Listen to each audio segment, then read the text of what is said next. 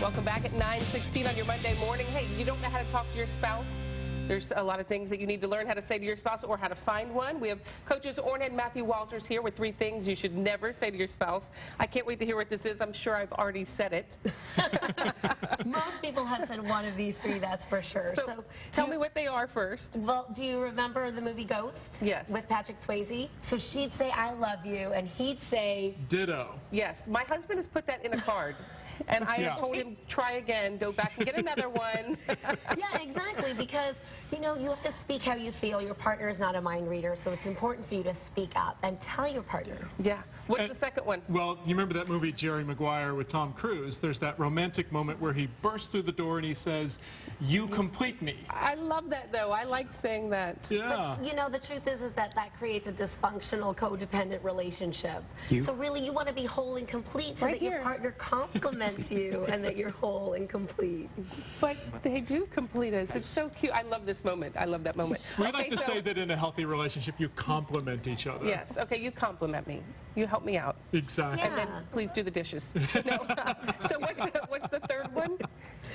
Well, the third one is the one most of us have said at one time or another. So you know the Adele song, "Make You Feel My Love"? Yes. Well, nobody makes you feel anything. Nobody makes you angry or makes you sad. That comes from inside of you. So when you take responsibility for your emotions, instead of blaming them on your partner, then you can actually have a conversation about what's happening instead of putting them on the defensive. So it's important for you to take responsibility and then express how you feel. So you can say, "I feel so angry." Take that responsibility. It's not a you make me. Yeah, I agree. That's always good talking points when you're upset about anything with any relationship. Yes. Work, personal, with your spouse, whatever. Exactly.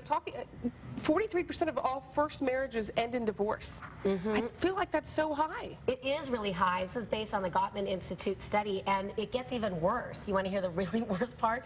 Up to that third marriages, that percentage goes up to 75%. That is crazy. 75% of third marriages end in divorce. So we're not getting better at relationship. We're actually tend to get worse, because you know that saying, "Wherever you go, there you are"? Yes. It's true in relationship. People think if I just found the right person, the relationship would be different. Okay, so people at home are probably wondering, who are these people and what makes you both an expert? Yes. So we're master relationship coaches. Are you on your first, second, third marriage? We're on our first marriage, both of us, and so we didn't meet until after 40. Our big joke about us being relationship experts is between the two of us, we pretty much made every mistake you could make in relationship. And we learned from our mistakes, and then we got it right this time. We've also interviewed over 75 top experts in love, dating, sex, intimacy, and relationship to sort of create a lot of what we do. And you have a book out. We have an ebook called Recognizing Mr. Right for those looking for their Mr. Right, so they can find him. So you can get that at recognizingmrright.com. A lot of people walk right by Mr. Right.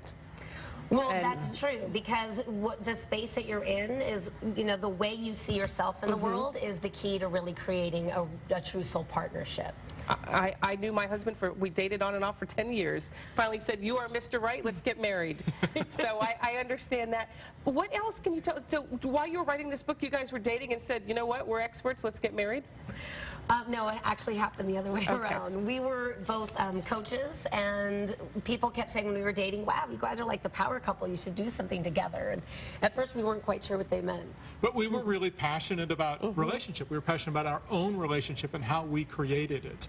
You know, our business is creating love on purpose because it doesn't happen by accident. You put intention into it, and that's how you create something that's really magical. Talk about creating. What's the heart formula? So the heart formula, which we love, really helps people create successful relationships. So H is for happy. You have to be happy. Don't expect your partner to make you happy. Yes, I always tell people you have to be that positive person. If you're not happy, you don't love yourself, you can't love somebody else properly. Exactly. Yeah.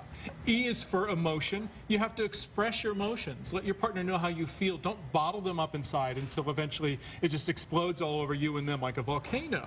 And A is for authentic, because we all want to be loved for who we really are, and yet we're twisting into a pretzel trying to get love from somebody else. So show up and be genuine and authentic. Okay, and then what's R? R stands for romance, which is so easy at the beginning, but then with the kids and work and the stress of money, you know, you've got to schedule it. You've got to make it happen, or else it isn't going to happen. And T is for? T is for trust and forgiveness, which is the solid foundation for any successful relationship. So next time my husband, if we have a disagreement, I can say, honey, are you following the heart formula? Exactly. Yeah, I'll see how that goes over. What do you both make, though, of so many people these days are finding their love online, whether it's Match.com or other websites. How do you feel about that? Well, we think it's great because it really gives you an opportunity to do a selection process. That's what the dating process is all about. You want to select the right person, and you want to take your time. We have a process we call Date to Discover, where you put the discovery first on you and really pay attention to what is going on with you when you're with somebody and when you immediately part from that person. Great. Well, any other tips and advice real quick before we go?